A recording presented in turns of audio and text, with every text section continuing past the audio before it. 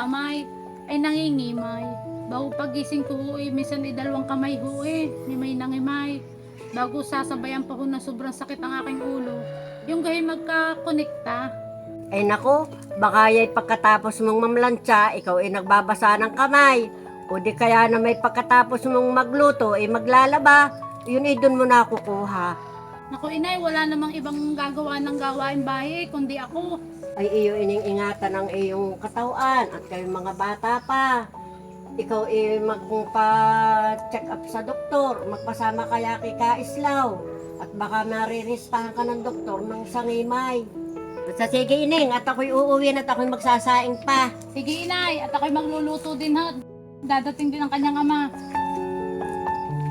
Nay, saan galing? Ay di sa inyo ako'y nangahanggan. Ay nagsumbong sa akin ng iyong asawa. Ang kanya daw kamay nangingimay. Ay baka yun iyong samahan sa doktor at iyong pa-check up.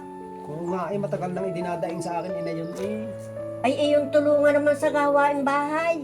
Ay naku, minsan naman inay hindi rin pwede pag ako'y maghapong nagkarpintero, nagpukpok, ay hindi ko rin naman binabasa ang aking kamay at baka ang aking kamay naman ang mawala ng pakiramdam, mamanhid. Ay di lalong wala kaming kakainin at hindi makakapaghanap buhay. So, hayaan ninyo at pagkaya itutulungan.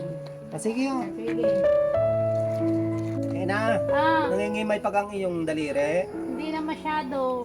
Ay ang iyong kamay namamanhid pa. Hindi na rin. Nawawala na. Oo. Ay ang sakit ng ulo mo, nakakuha pa rin, nasakit pa rin, nasobra. Nawala na. Yung pala'y magkakonekta.